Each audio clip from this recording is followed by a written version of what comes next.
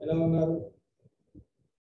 మీరు ఇంతవరకు ఈ ఛానల్ సబ్స్క్రైబ్ చేసుకున్నట్లయితే తప్పకుండా సబ్స్క్రైబ్ చేసుకోండి. ముందు చాలా మంచి సబ్జెక్ట్స్ మీకు అందివ్వబోతున్నాను ఈ ఛానల్ నుంచి. ముందు మనకు అంటే గ్రూప్స్ కి ప్రిపరేషన్ అయ్యే వాళ్ళకి కావచ్చు, లేకపోతే state or central government jobs ఎవరైతే ప్రిపేర్ అవుతున్నారో వాళ్ళ కోసం ఈజీ వేలో రీజనింగ్, యాప్టిట్యూడ్ క్వశ్చన్స్ ఎక్స్ప్లెనేషన్ అనేది వీటిలో ముందు చేయబోతున్నాను. కాబట్టి అందరూ ఈ ఛానల్ సబ్స్క్రైబ్ చేసుకోండి. ఈ వీడియోలో మనం సి టోకెన్స్ గురించి తెలుసుకుందాం. ఇంతకుముందు మనం స్టెప్ బై స్టెప్ సి గురించి తెలుసుకుంటూ వచ్చాము. అందులో భాగంగా ఈరోజు మన topic C tokens.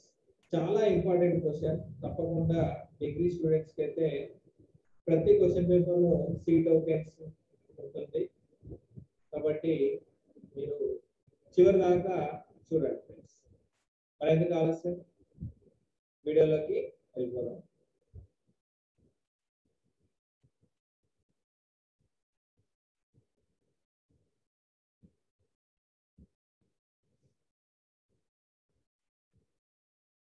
Okay friends, మన టాపిక్ ఈరోజు C tokens. First of all, token అంటే smallest individual part is known as token. Smallest individual parts or item is known as token. Okay na friends? ఇప్పుడు దీనిలో ఏమేమి ఉంటాయి C tokens లో అంటే identifiers అనేది ఉంటుంది, తర్వాత కీవర్డ్స్ ఉంటుంది, వేరియబుల్స్, కాన్స్టాంట్స్, క్యారెక్టర్స్ అంటే స్పెషల్ క్యారెక్టర్స్ మరియు ఆపరేటర్స్ అనేది ఉండడం జరుగుతుంది సి టోకెన్స్ లో. ఇండివిజువల్ గా మనం ఏర్పాటు కాపాడు తీసుకుంటే స్మాలెస్ట్ ఇండివిజువల్స్ అని అంటున్నాం టోకెన్స్. అంటే ఐడెంటిఫైయర్ అనేది ఒక టోకెన్, కీవర్డ్స్ అనేది ఒక టోకెన్, వేరియబుల్ అనేది ఒక టోకెన్, కాన్స్టెంట్, క్యారెక్టర్, ఈ విధంగా చిన్న చిన్న పార్ట్స్ అన్ని కలిపితే మనం దాన్ని ఏమంటాం సి టోకెన్స్ అంటాం. First identifiers. ఐడెంటిఫైయర్స్ అంటే ఏంటిది? పేరులోనే ఉంది ఫ్రెండ్స్. ఐడెంటిఫైయర్ అంటే మనం దేనైనా గుర్తించాలి అంటే దేంతో గుర్తిస్తాం? ఫర్ ఎగ్జాంపుల్, మీ పేరు ఉంది. నేను క్లాస్ రూమ్ లో క్లాస్ చెప్పేటప్పుడు స్టూడెంట్స్ ను ఏ విధంగా ఐడెంటిఫై చేస్తాం? వాళ్ళ నేమ్ తోటి లేదా నెంబర్, వాళ్ళ హాల్ టికెట్ నెంబర్ తోటి ఐడెంటిఫై చేయడం జరుగుతుంది. సేమ్ దీంట్లో కూడా ఐడెంటిఫైయర్స్ అంటే names of variables, functions, labels and various other user defined items are called as identifier. ఇది డెఫినేషన్ ఫ్రెండ్స్. మళ్ళీ ఒకసారి డెఫినేషన్ చూద్దాం.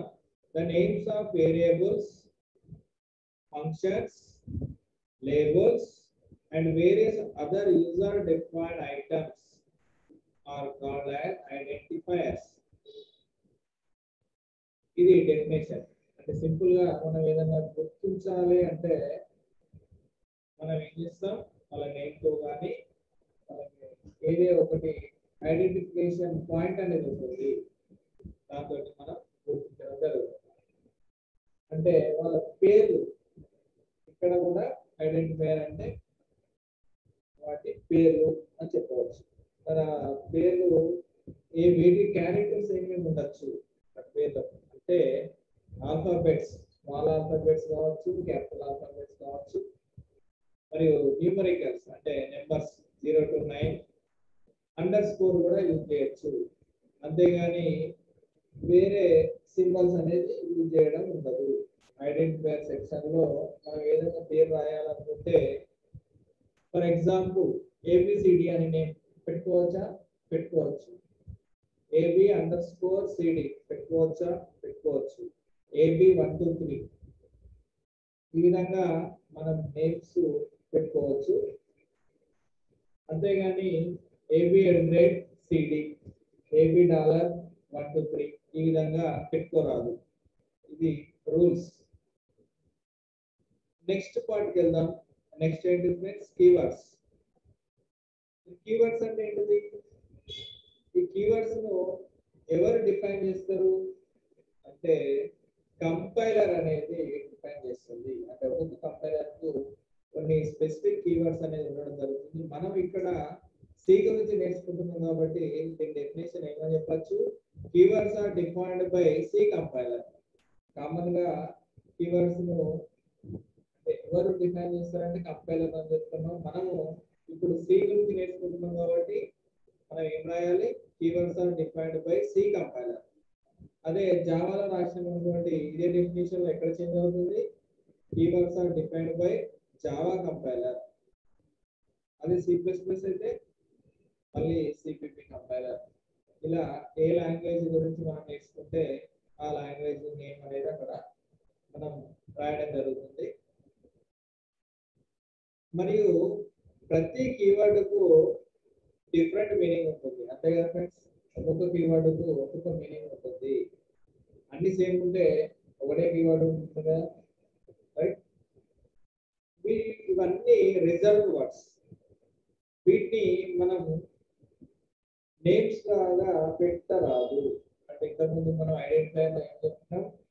వేరియబుల్ కానీ ఫంక్షన్స్ కానీ లేబుల్స్ కానీ యూజర్ డిఫైన్డ్ ఐటమ్స్ కానీ మనం నేమ్స్ పెట్టుకోవచ్చు. దానిలో ఆల్ఫాబెట్స్ యూజ్ చేయొచ్చు, నెంబర్స్ యూజ్ చేయొచ్చు, అండర్ స్కోర్స్ అనేది స్పెషల్ క్యారెక్టర్ కూడా యూజ్ చేయొచ్చు నేర్చుకున్నాం ఇంతకుముందే. కాకపోతే కీవర్డ్స్ లో ఏవైతే కీవర్డ్స్ ఉన్నాయో అవి మాత్రం మనం యూజ్ చేయరాదు. ఫర్ ఎగ్జాంపుల్ ఏమేమి కీవర్డ్స్ ఉన్నాయంటే సిలో 32 కీవర్డ్స్ ఉంటాయి. ఈ 32 కీవర్డ్స్ లో వేరియబుల్ కు నేమ్ లాగా యూజ్ చేయరాదు, ఫంక్షన్ కు నేమ్ లాగా యూజ్ చేయరాదు. ఇది గుర్తుంచుకోవాలి. ఈ 32 కీవర్డ్స్ మాత్రం మనం వేరియబుల్ కానీ ఫంక్షన్ కానీ యూజర్ డిఫైన్డ్ కానీ దేనికి కూడా మనం యూజ్ చేయరాదు. మరి ఏమేమి ఉన్నాయి? సమ్ ఎగ్జాంపుల్స్ అనేది ఆటో కావచ్చు, పర్, స్విచ్, ఇంట్, ఫ్లోట్, డబుల్, ఇవన్నీ కీవర్డ్స్ కిందకి వస్తాయి. ఓకేనా ఫ్రెండ్స్?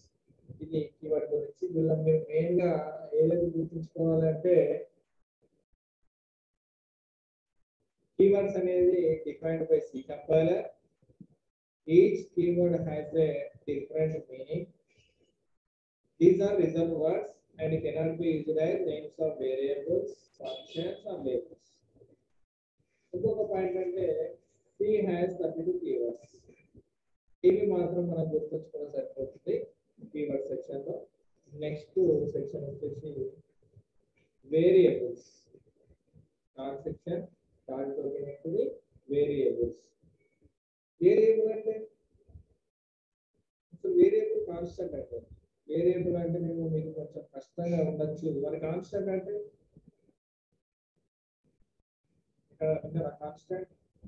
కాన్స్టెంట్ అంటే fixed value, that is never change. Change కాని దాన్ని మనం కాన్స్టెంట్ అంటాం. ఇప్పుడు ఒక వస్తువు ఉంది, అక్కడ పెట్టేశాం, అది కదులుతుందా? కదలదు, అక్కడే ఉంటుంది. మనం తీసే వరకు అక్కడే ఉంటుంది. దాన్ని మనం కాన్స్టెంట్ గా చెప్పవచ్చు.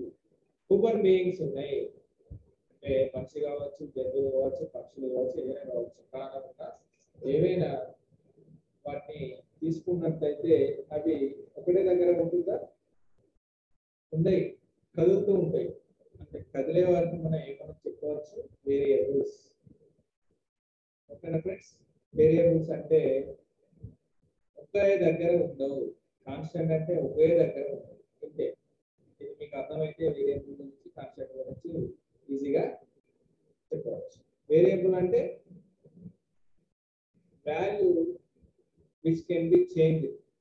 వేరియబుల్ అంటే is the value which can be change. ఓకేనా ఫ్రెండ్స్? దీంట్లో ఫర్ ఎగ్జాంపుల్ మనం తీసుకుంటే ఫ్లోట్ అనేది కీవర్డ్ అని ఇంతకుముందు చెప్పుకోవడం జరిగింది. పై వాల్యూ అందరికి తెలుసు, మ్యాథమెటిక్స్ స్టూడెంట్స్ కి పై వాల్యూ ఎంత? 22/7 అంటే అప్రాక్సిమేట్లీ 3.14. అంటే నేను డిక్లరేషన్ లో ఫ్లోట్ పై ఈక్వల్స్ టు 3.14 అని నేను డిక్లేర్ చేశాను అనుకోండి.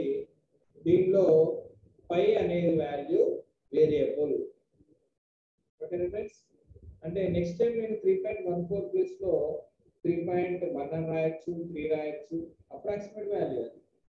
ఓకేనా ఫ్రెండ్స్? అంటే 5 వాల్యూ అనేది చేంజ్ అవుతూ ఉంది.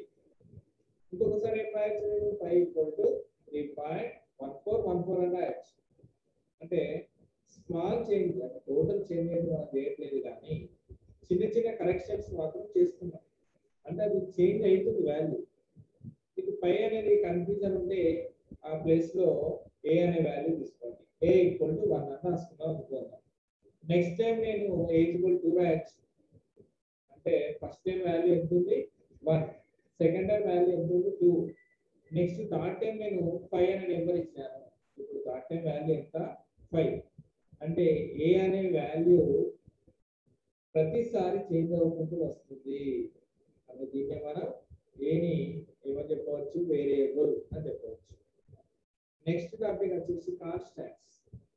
ఇంతకుముందు చెప్పినాం కాన్స్టెంట్ అంటే ఫిక్స్డ్ వాల్యూ, అది చేంజ్ కాదు. దీన్నే మనం ఏమని చెప్తామంటే constant means which never changes its value. ఓకేనా ఫ్రెండ్స్? సింపుల్. వేరియబుల్ అంటే ఆల్వేస్ చేంజెస్ ఇట్స్ వాల్యూ అని చెప్పవచ్చు. కాన్స్టెంట్ అంటే నెవర్ చేంజెస్ ఇట్స్ వాల్యూ అని చెప్పవచ్చు. సింపుల్. ఈ వైవాలో కూడా అడుగుతారు, ప్రాక్టికల్ ఎగ్జామ్ లో, ఎక్స్టర్నల్ ఎగ్జామ్ లో కూడా వేరియబుల్ అంటే ఏంటి, కాన్స్టెంట్ అంటే ఏంటి, కీవర్డ్స్ అంటే ఏంటి, ఐడెంటిఫైర్ అంటే ఏంటి, క్యారెక్టర్ అంటే ఏంటి, ఆపరేటర్ అంటే ఏంటి, ఇలా చిన్న చిన్న డెఫినేషన్స్ మీకు తెలిసి ఉండాలి. టోకెన్ అంటే ఏంటి, smallest unit is called token. ఓకేనా ఫ్రెండ్స్? ఇప్పుడు కాన్స్టెంట్ లో కొన్ని రకాలు ఉన్నాయి. ఏంటి అవి రకాలు? ఎన్ని రకాలు ఉన్నాయి? రకాలు మనం ఏమంటాం, టైప్స్ అంటాం. ఎన్ని టైప్స్ ఉన్నాయి? 2 టైప్స్. ఏంటి అవి? What are those? Primary constants, secondary constants. మరి ప్రైమరీ కాన్స్టెంట్స్ ఏంటి, సెకండరీ కాన్స్టెంట్స్ ఏంటి తెలుసుకున్నాం. రైట్? ప్రైమరీ కాన్స్టెంట్స్ లో ఏమేమి ఉంటాయంటే int, float, char, string, boolean అనే కాన్స్టెంట్స్ ఉంటాయి. రైట్? ఇప్పుడు ఇంట్ అంటే ఏంటది? మీరు మ్యాథ్స్ బ్యాక్గ్రౌండ్ అయితే మనం ఇంటీజర్ ఈ నెంబర్స్ అనేది ఆల్రెడీ ఉంటుంది. అంటే 1 2 3 నెంబర్స్ ఉన్నాయనుకోండి, వాటిని మనం ఇంటీజర్ వాల్యూస్ అంటాం. వాటిని మనం ఇంటీజర్ కాన్స్టెంట్ అంటున్నాం దీనిలో, ప్రైమరీ కాన్స్టెంట్స్. మరి ఫ్లోట్ కాన్స్టెంట్స్ ఏమేమి ఉన్నాయి? ఇంతకుముందు ఎగ్జామ్ లో మనం 5 వాల్యూ ఎందుకు తీసుకున్నాం? ఎగ్జాంపుల్ లో 3.14 అన్నాం. అంటే సమ్ వాల్యూ, పాయింటింగ్ వాల్యూస్ ఎక్కడైతే వస్తుందో దాన్ని ఏమని అనుకోవాలి మనం? ఫ్లోట్ కాన్స్టెంట్ అనుకోవాలి. మరి క్యార్ కాన్స్టెంట్ అంటే ఏంటిది? ఏబిసిలు ఉన్నాయనుకోండి మన ప్రోగ్రామ్ లో, వాటిని మనం క్యార్ కాన్స్టెంట్స్ అంటాం. మరి స్ట్రింగ్ కాన్స్టెంట్స్ అంటే ఏంటి? మరి క్యార్ కు స్ట్రింగ్ కు డిఫరెన్స్ ఏంటి? స్ట్రింగ్ అన్నా క్యారెక్టర్స్ అనుకున్నాం, క్యార్ అన్నా క్యారెక్టరే, కానీ చిన్న డిఫరెన్స్ ఉంటుంది. సింగిల్ గా రాసినాం అనుకోండి, దాన్ని క్యార్ అంటాం, క్యారెక్టర్ అంటాం. అంటే ఏ కావచ్చు, బి కావచ్చు, ఏ టు జెడ్ లో ఎనీ 1 లెటర్ ఒకటే క్యారెక్టర్ తీసుకున్నప్పుడు దాన్ని ఏ విధంగా డిక్లేర్ చేస్తాం? క్యారెక్టర్ కాన్స్టెంట్స్ కింద డిక్లేర్ చేయడం జరుగుతుంది. మోర్ దెన్ 1 క్యారెక్టర్ ఉంటే దాన్ని మనం స్ట్రింగ్ కాన్స్టెంట్స్ అంటాం. ఇంటర్ఫరెన్స్ డిఫరెన్స్ అంటే ఫర్ ఎగ్జాంపుల్ నేమ్స్ తీసుకున్నాం అనుకోండి, ఒకటే క్యారెక్టర్ ఉంటుందా నేమ్ లో? మోర్ దెన్ 1 క్యారెక్టర్ ఉంటుంది. సీత కావచ్చు, గీత కావచ్చు, గౌతమి కావచ్చు, ఇలా ఏ నేమ్స్ అయినా కానీ, రాము కావచ్చు, గోపాల్ కావచ్చు, గోపి కావచ్చు, అంటే మోర్ దెన్ 1 క్యారెక్టర్స్ ఉంటుంది దీంట్లో. కాబట్టి ఇవన్నీ స్ట్రింగ్స్ అన్నారు. అంటే మనం సింపుల్ గా ఏమైనా గుర్తుపెట్టుకోవచ్చు, ఒకటే క్యారెక్టర్ ఉంటే దాని క్యారెక్టర్ అనాలి, ఒక క్యారెక్టర్ కన్నా ఎక్కువ ఉంటే దాన్ని స్ట్రింగ్స్ అన్నారు. నెక్స్ట్ బూలియన్ కాన్స్టెంట్స్ అంటాం. బూలియన్ నే లాజికల్ కాన్స్టెంట్స్ అని అంటాం. దీనిలో ఏం రెండే వాల్యూస్ ఉంటాయి, ఒకటి ట్రూ, ఇంకొకటి ఫాల్స్. 0 అంటే ఫాల్స్ లెక్క ట్రీట్ చేస్తుంది సి లాంగ్వేజ్ లో. బైనరీ అనేది మాత్రమే తీసుకుంటుందని మనం ఇంతకుముందు టాపిక్లో డిస్కస్ చేసుకోవడం జరిగింది. బైనరీ డిజిట్స్ అని ఏంటంటే 0 and 1. 0 అంటే ఆఫ్, దాన్ని మనం ఇక్కడ ఫాల్స్ అంటాం. 1 అంటే ఆన్, దాన్ని మనం ట్రూ అనడం జరుగుతుంది. కరెంట్ కానీ ఎగ్జాంపుల్ తీసుకుంటే స్విచ్ అనేది ఆఫ్ ఆన్ రెండే బటన్స్ ఉంటాయి, మధ్యలో అవుతుంది అది ఆగదు కదా, అంటే ఆఫ్ ఆర్ ఆన్. ఆఫ్ ఏమంటాం, ఆఫ్ ఉన్నప్పుడు ఫ్యాన్ నడుస్తుందా, నడవదు, బంద్ అయిపోతుంది, దాన్ని ఆఫ్ ను 0 అంటాం. అదే స్విచ్ ఆన్ చేసినప్పుడు ఫ్యాన్ అనేది తిరగడం జరుగుతుంది, వర్క్ అనేది స్టార్ట్ అవ్వడం జరుగుతుంది, మూవ్మెంట్ అనేది ఉంటుంది, కాబట్టి దాన్ని 1 అనేది అనుకుంటాం. దీంట్లో బైనరీ లాంగ్వేజ్ లో కానీ బైనరీ ఫిజిక్స్ లో కానీ on off, true false. True అంటే 1, ఆన్ అంటే 1, ఫాల్స్ అంటే 0. ఓకేనా ఫ్రెండ్స్, ఇది Boolean constants. Next secondary constants అనేది టాపిక్ ఉంది కాన్స్టెంట్స్ లో. దీంట్లో ఏమేమి ఉంటాయి అంటే arrays, pointers, structures, union and enumeration అనే టాపిక్స్ అనేది ఏవైతే ఉన్నాయో మీకు ముందు వస్తాయి. వీటిని మనం సెకండరీ కాన్స్టెంట్స్ అంటాం. సింపుల్ గా మీరు లాంగ్ క్వశ్చన్ వచ్చినట్లయితే ఇవన్నీ మీరు స్టెప్ బై స్టెప్ రాసుకుంటే ఆల్రెడీ మోర్ దెన్ 2 పేజెస్ అనేది ఉంటున్నాయి. కాబట్టి మనకు ఖచ్చితంగా ఫుల్ మార్క్స్ అనేది గెయిన్ చేయడం జరుగుతుంది. స్టెప్ బై స్టెప్ ఇది ఫిగర్ ఒకటి డ్రా చేసేసి ఇండివిజువల్ గా హెడ్డింగ్స్ అనేది పెట్టేసి సింపుల్ గా ఈజీగా మంచి నీట్ గా హ్యాండ్ రైటింగ్ ఎవరికైతే ఉంటుందో వాళ్ళకు ఫుల్ మార్క్స్ అనేది రావడం జరుగుతుంది. సింపుల్ గా ఏ విధంగా రాసినా కానీ మీకు ఫుల్ మార్క్స్ అనేది రావడం జరుగుతుంది. ఇప్పుడు కాన్స్టెంట్ టాపిక్ అయిపోయింది. నెక్స్ట్ మన టాపిక్ ఏంటి, నెక్స్ట్ యూనిట్ ఏంటిది, స్మాలెస్ట్ ఇండివిజువల్ యూనిట్ అంటున్నాం. ఓకేనా, నెక్స్ట్ యూనిట్ ఏంటిది, క్యారెక్టర్.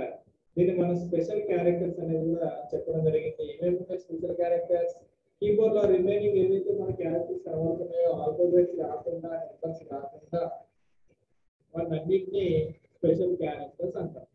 అది కామా కావచ్చు, ఫుల్ స్టాప్ కావచ్చు, లేకపోతే స్లాష్ కావచ్చు, బ్యాక్ స్లాష్ కావచ్చు, యాడ్ సింబల్ కావచ్చు, ఈ విధంగా ఏదైతే ఉన్నాయో వాటన్నిటిని స్పెషల్ క్యారెక్టర్స్ అంటారు సి లాంగ్వేజ్. ఓకేనా ఫ్రెండ్స్, ఇది క్యారెక్టర్ టోకెన్ గురించి. నెక్స్ట్ లాస్ట్ టాపిక్ ఏంటిది, ఆపరేటర్స్. ఆపరేటర్స్ అనే టాపిక్ కూడా చాలా ఇంపార్టెంట్ సి లాంగ్వేజ్ లో. ఖచ్చితంగా లాంగ్ క్వశ్చన్ అనేది వస్తుంది, గుర్తుపెట్టుకోవాలి. సి టోకెన్స్ మీద క్వశ్చన్ ఉంటుంది, ఆపరేటర్స్ అనే టాపిక్ మీద ఖచ్చితంగా సి లాంగ్వేజ్ లో క్వశ్చన్ అయితే రావడం జరుగుతుంది. అది మీకు పీజీలో కావచ్చు లేకుంటే డిగ్రీలో కావచ్చు, ఖచ్చితంగా ఈ 2 టాపిక్స్ అయితే కవర్ చేయడం జరుగుతుంది క్వశ్చన్ పేపర్ లో. కాబట్టి ఈజీ వేలో మనం చెప్తున్నాం కాబట్టి రాసుకోండి, వీలైతే రాసుకోండి. ఆపరేటర్స్ అంటే ఏంటిది, ఆపరేటర్స్ అంటే ఆపరేట్స్ ను ఆపరేట్ చేసేది. మరి ఇక్కడ ఆపరేట్స్ అంటే మళ్ళీ ఒకటి అవుతుంది. ఆపరేట్స్ అంటే ఏం లేదు, మనం ఫర్ ఎగ్జాంపుల్ 1+2 అని ఇస్తాం అనుకోండి. 1 అనేది ఒక ఆపరేటర్, 2 అనేది ఇంకొక ఆపరేటర్. మరి ప్లస్ అంటే ఏంటిది, అది ఆపరేటర్. ఆపరేటర్ ఏం చేస్తుంది, ఆపరెంట్స్ ను కలుపుతుంది. అక్కడ మనం ఇచ్చిన ఎగ్జాంపుల్ లో 2 ఆపరెంట్స్ ఉన్నాయి, ఒక ఆపరేటర్ ఉంది. 2 ఆపరెంట్స్ ని ఏం చేయమని చెప్తున్నాం, మనం కలుపుమని చెప్తున్నాం, అంటే యాడ్ చేయమని చెప్తున్నాం. ఇది ఆపరేటర్స్. మరి ఏమేమి ఉన్నాయి ఆపరేటర్స్ అంటే చాలా ఉంటాయి ఫ్రెండ్స్. అర్థమెటిక్ ఆపరేటర్స్ అని ఉంటాయి. అర్థమెటిక్ అంటే ప్లస్ మైనస్ మల్టిప్లికేషన్ కావచ్చు, డివిజన్ కావచ్చు, ఇవన్నీ అర్థమెటిక్ ఆపరేటర్ గురించి టాపిక్ వచ్చినప్పుడు క్లియర్ గా ఎక్స్ప్లెయిన్ చేయడం జరుగుతుంది. మళ్ళీ నెక్స్ట్ ఇంకొక ఆపరేటర్స్ ఏమేమి ఉంటాయంటే రిలేషనల్ ఆపరేటర్స్ ఉంటుంది. అంటే ఒకదానికి ఒకటి రిలేషన్. అంటే ఫర్ ఎగ్జాంపుల్ గోపి అనే వ్యక్తి రాము కన్నా హైట్ ఎక్కువ ఉన్నాడు, లేకుంటే గోపి అనే వ్యక్తి రాము కంటే ధనవంతుడు, అంటే అక్కడ ఎక్కువ అని చెప్తున్నాం. ఎక్కువ అంటే మ్యాథమెటికల్ సింబల్ లో గ్రేటర్ దాన్ అంటుంది. అంటే greater than or equal to, less than or equal to, లేకుంటే గోపి రాము ఇద్దరు సమాన బలవంతుడు అని చెప్పినాం అనుకోండి ఎగ్జాంపుల్. వాటినప్పుడు మనం లాంగ్వేజ్ లో ఏ విధంగా క్రియేట్ చేస్తామంటే ఈక్వల్ టు అనేది సింబల్, డబల్ ఈక్వల్ టు మనం ఇక్కడ ఈక్వల్స్ అంటాం. ఆ సింబల్ తోటి మనం క్రియేట్ చేయడం జరుగుతుంది. నెక్స్ట్ నాట్ ఈక్వల్స్ టు, అంటే వీరిద్దరు సమానం కాదు, వాడు ఎక్కువ తక్కువ అని చెప్పాలనుకున్నప్పుడు నాట్ ఈక్వల్ అనే సింబల్ యూజ్ చేయడం జరుగుతుంది సి లాంగ్వేజ్ లో. వీటన్నిటిని దేనిలో వస్తాయి, ఇవన్నీ రిలేషనల్ అంటే ఒకదాని మనం పోల్చినప్పుడు ఏ ఆపరేటర్ యూజ్ చేస్తాం? Relational operator. ఏదైనా మల్టిప్లికేషన్ అంటే ఏదైనా మ్యాథమెటికల్ ఆపరేషన్ చేసినప్పుడు ఏ ఆపరేటర్ యూజ్ చేస్తాం? అర్థమెటిక్ ఆపరేటర్స్ ను మనం యూజ్ చేస్తాం. మరి నెక్స్ట్ అండ్ ఆర్ నాట్ అనేవి కూడా ఉంటాయి. అవి లాజికల్ ఆపరేటర్స్. అంటే ఏదో ఒక సందర్భంలో రెండింటి కండిషన్స్ సమానంగా ఉన్నాయని చెప్పాలి. అంటే ఏ మరియు బి అని రాయాల్సి వచ్చినప్పుడు, లేదంటే ఏ లేదా బి ఎవరో ఒకరు పనిచేస్తారు లేదా ఇద్దరు కలిసి పనిచేస్తారు అనే టాపిక్ వచ్చినప్పుడు ఏ ఆపరేటర్స్ యూజ్ చేస్తాం మనం? Logical operators. Next assignment operators అని ఉంటాయి. అసైన్మెంట్ అంటే ఏంటిది? అంటే ఇవి కూడా ఒక వాల్యూకు ఇంకొక వాల్యూని అసైన్ చేస్తున్నాం. అంటే ఫర్ ఎగ్జాంపుల్ ఇంతకుముందు వేరియబుల్ అనే టాపిక్ లో మనం ఏ ఈక్వల్ టు 1 అని రాసినాం. అంటే 1 అనేది ఏంటిది? Integer value. 1 అనేది దేనికి అసైన్ చేస్తున్నాం?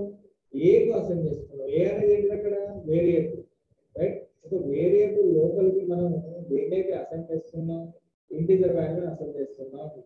అంటే దానికి అసైన్ అనేది ఎప్పుడు వస్తుంది? అక్కడ ఈక్వల్ టు అని రాసినప్పుడు అక్కడ అసైన్మెంట్ ఆపరేటర్ అని రాయడం వస్తుంది అక్కడ.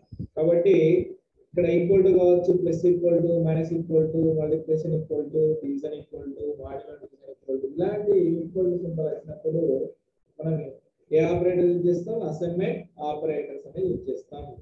నెక్స్ట్ బిట్వైజ్ ఆపరేటర్స్ ఉంటాయి. బిట్వైజ్ ఆపరేటర్స్ అంటే and, or, not, XOR, left shift, right shift, complement, ఈ విధంగా ఆపరేటర్స్ ఉంటాయి. నెక్స్ట్ టాపిక్ లో ఈ ఆపరేటర్ సింబల్స్ ఏ విధంగా వర్క్ అవుతాయో మనం ఎగ్జాంపుల్ తో సహా నేర్చుకుందాం. నెక్స్ట్ అదర్ ఆపరేటర్స్ అనేది ఉంటాయి. దానిలో మీకు టెర్నరీ కండిషనల్ ఆపరేటర్ కావచ్చు, కామా ఆపరేటర్ కావచ్చు, ఇంక్రిమెంట్ డిక్రిమెంట్ ఆపరేటర్ కావచ్చు, లేదా సైజ్ ఆఫ్ ఆపరేటర్ కావచ్చు. ఇవన్నీ అదర్ ఆపరేటర్ సెక్షన్ లో మనకు రావడం జరుగుతుంది. ఇది ఈ రోజు టాపిక్. ఇది గుర్తుంచుకోవాలి ఫ్రెండ్స్. ఖచ్చితంగా మీకు డిగ్రీ లెవెల్లో కానీ పీజీ లెవెల్లో కానీ డ్యామ్ షూర్ క్వశ్చన్ ఇది ఖచ్చితంగా రావడం జరుగుతుంది.